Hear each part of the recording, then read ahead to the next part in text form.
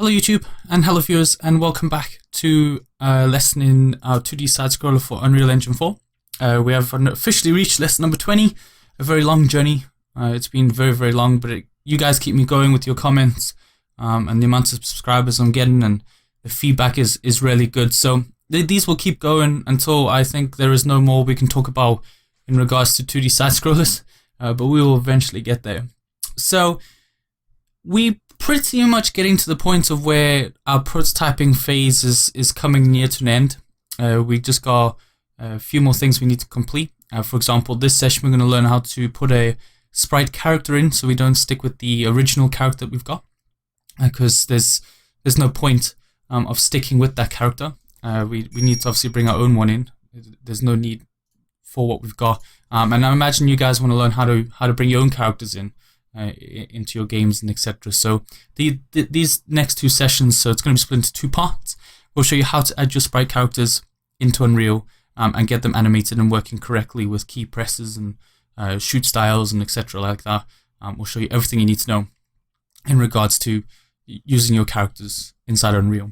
So without further ado, let's get ourselves started. So what we currently have is our prototype all up and running. We've got the coin system working, we've got our live systems working, we've got our health working. So everything's working how we want it to work.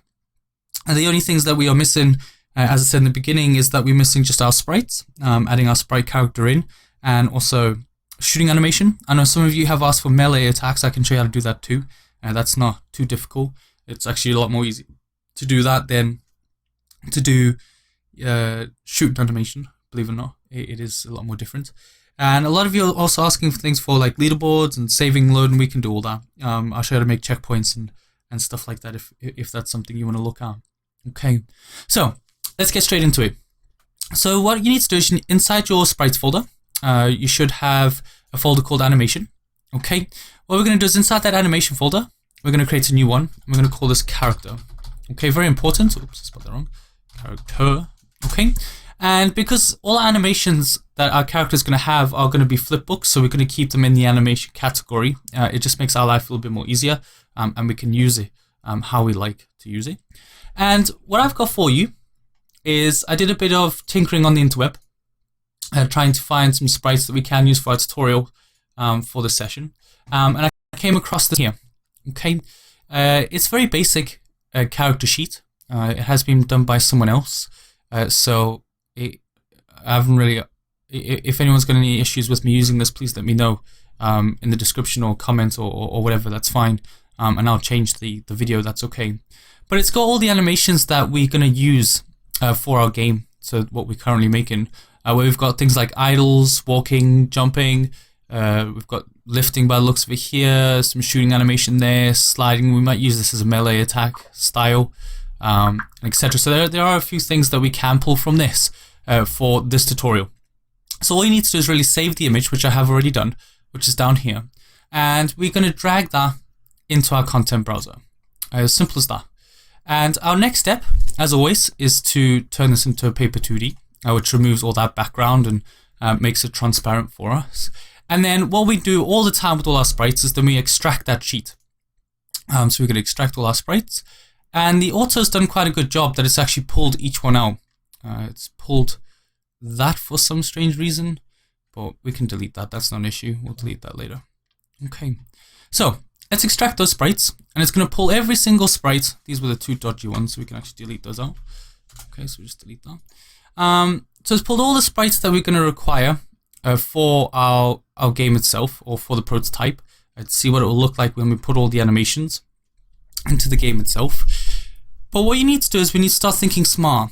And what I mean by smart is we need to think about what animations actually fit with what. Now in this video, because I'm going to split this into two parts, one is going to be two basic animations, which we can just set up on the fly directly in this video. The next one, so part two, we'll be looking at creating what they call an enum system, where we can change different states of the animation. So for example, if you press the up key for jump, for example, it will then trigger the jump animation. Whereas in this video, we're only going to work with two, so that's going to be idle and running. So we need to look for the animations or sprites for idling and running. And we can see they're right here, right in front of us. We've got these 3 sprites here, which are the idle ones. Okay, as you can see, it's just an idle state of the character. And then these 3 here are running states. So these 3 here. We'll come into these into the next video, but for now we're just going to stick with these ones here. Okay, so this top row. So our first job is to make a flipbook. So if you remember my previous videos, I showed you how to make one of them. So we just select the 3 tiles that we like, okay, that we're going to use, right click and create a flipbook. Now remember, we name it flip underscore, and this is an idle animation. So make sure you type in idle, all right? And if we open it up, you can see we have an idle animation. Now this idle animation is very, very fast. Okay, it is a very, very fast animation. So what I would suggest is we drop the frames. Okay, so if we drop the frames to for example 3, you can see it's a nice slow idle animation. Whereas previously it was on 15 frames. Okay, that's silly. I mean, that would give anyone a fit if they're playing your game. So we need to make sure that we slow that down. So because I want it nice and smooth, I'm going to keep it on a 3 frames per second. And remember, here is your seconds. So this is your timeline. So 0, 1, 2, and 3. And you can see it's not even reaching that full capacity of that 3 seconds. So it doesn't really matter. You can tinker with it how you want to do it. But for now, we're just going to keep it as that. So now that we've got the idle, so we can see it's working here, we need to get our running animation. Okay, and our running animation starts from here to here. Okay, so that's our running animation. And what we're going to do is we're going to turn this into a flipbook as well. So we're going to create a flipbook. We're going to call that flip underscore run. Now you might want to call it walking. You might want to call it running. It's up to you what you want to call it in regards to what you want for this session. So let's open that up, and you can see that's going really, really fast. It's going to look really strange. But if I change that to 3, that's also going to look a little bit strange, especially if it's a running animation. So I'd probably double that and stick it onto 6 frames. That looks a little bit more better in regards to how the character is actually running inside the flipbook itself. So we could save that, and you can see now we've got our 2 animations. We've got the idle animation, and we've got our running animation. And that's all we really need for this tutorial. So for this episode, we just need these 2, because we're not going to switch between states because that takes a little bit more time, and they'll have to be for our next video clip that we're going to create. So how do I put this into my character? Well, I can't simply just drag that in and hope for the best, because we can see if I put the flipbook in, I mean, yeah, he's there, but the character's not moving. Okay, so the character's not moving at all. So that's not how we want it to work. Okay, what we need to do is we need to go into our character blueprint. Okay, so remember, 2D side scroller BP section, blueprints, and open up our blueprint of our character. Now this is a very common mistake that people would do, is that you'll go into the viewport, select the character, delete him, and then hope for the best. That's not what we're going to do. Okay, what we're actually going to do is we're going to go into the event graph. Okay, and this is very important, this event graph, because things are going to change. So remember, here's our coin system, all working. Here is our damage system, all working. If I didn't show this in the previous video, I'm sorry, but remember having problems with the coins, that it wouldn't reset, because I was very silly. I was actually putting it into here where it shouldn't have been in the coin system. It was when the damage was taking place, so I just reset the coins here. Okay, so just an update on that one if I didn't show you. Apologies. Okay, but I want to bring your attention to this one that says handle the animation. Now this is going to change. It's going to get really, really big. So get ready for that. It's going to get very messy very quickly. So you might want to move this out to the side, because this is going to be quite big. Oh man, I wasn't meant to do that at all. So let's just move that out like that. Okay, let's just make it a bit more bigger. Select the whole data and move it up. Okay, because this is going to get quite big with the amount of animations that we might have in our system. For example, if we do a lot of shooting and jumping, climbing, sliding, crouching, I mean, all of them will all have to go into this handling section. So we need to make sure it's quite a big section. And really, because we're only doing 2, so we've got an idle and a running animation, you can see here that there's already two default values. So this is basically getting where the character is is facing pretty much. So if E moves, then obviously it's going to trigger a true or false statement here, and then it's going to set the flipbook to what it wants to be. Now, we've already created our flipbooks, which is good, but we need to make sure we can handle the animations here. Now, all we have to do is change these two values to what we've already created. And remember, we created these two flipbooks. So animation, character, got flip idle and flip run. These are the two animations we want to swap to. Okay, so we've already got this idle animation. Now that idle animation is the actual one by default that's given to you by Unreal. We want to change it to our flipbook idle. Okay, so into our idle character. And if it's true, we would then want to make it into running. So if we do move, so the velocity changes, we're going to make them run. Okay, now let me make this clear. This will disappear. And we're going to have a structure that's going to handle all our animations that will fire off depending on what we do here. So, for example, the damage system will update an animation and things like that, which will trigger through this system. So don't get too comfortable with this. This is a very simple way to show you that our animation will work on our character. And that's pretty much it. So compile, save, and let's play. And there we go. There's our character. Okay. Now the problem that we face is that the character is extremely small.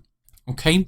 And also, if we think about it, all the objects are pretty big too. That's because the sprite size is really, really small. Okay. And if we go into our viewport, we can see that that is our full character. Okay, it hasn't changed like it would do here inside the game. So for reference sake, what we could do is we could change our sprite. So if I just change him to the idle, you can get a good idea on how big it looks. Okay, now very important, we're going to be very careful about this capsule, because this capsule is going to distinguish where he would be placed on the ground. Okay, and as you can see, it's all the way down here, so that's why he's floating. So if I just had to play again, so play, you can see the character's floating midair, and that's something we don't want to happen. But he's also really small, so we do want to make him a bit bigger. So what we could do is we could scale the character just here in the transform. So he's very small. We might want to make sure this is locked and change that to a value of 3. It's close. Let's go 4 maybe. That'll do. 4's good for us. So we'll just change the scalability to 4. And then all we got to do is just tinker with this capsule, which is going to be very important. So we can change the height of the capsule, make it fit around the character, change its radius, like that. And that's pretty much it. That's not the best capsule component, because you won't have any collision here on his arms. His bit of his feet here might be sticking out a little bit, but for now it's okay. So if we play now, we can see that the character is now on the floor. It's scaled a lot more better, and you can see it's automatically updating our running animation on top of our idle animation. Okay, so you can see once I stop, his idle animation will play. If I start running, his running animation plays. Okay, and all scaled, because what we did is we didn't update the information here. What we have done is done it in our event graph here. The only reason why I changed in here is because the character was really small. Okay, if the character was already at the right size when you played, then you wouldn't need to do that. Okay, but for reference sake, just understand how to do that. Yeah, you could just tinker with the properties. You just select the character, change the flipbook to the idle animation, and then just mess with your capsule. So remember, the capsule is the collision. So this capsule around here is the collision. You just change the the height and the radius and etc. And you then get your character within the game. Okay, so that pretty much brings us to the end of that session. Again, thank you very much for joining me on my journey of the 2D side scroller. Just a quick question for those people that do watch my videos. If they would be interested in me releasing any vlogs, maybe you want to see my face, I don't know. Let us know, and I'll consider it. I'll probably make some vlogs on my game development journey, on things that I'm making and stuff like that, maybe, and what I do for a living. Anyways, thank you very much. I'm Wayne. It was nice taking for this session. Remember, this is part 1. Part 2 is going to get a lot more hectic, and I'll see you then. Thanks very much. Don't forget, like, subscribe, and I'll see. And follow me on Twitter as well. I've got this Twitter account. Right, thank you very much. Goodbye.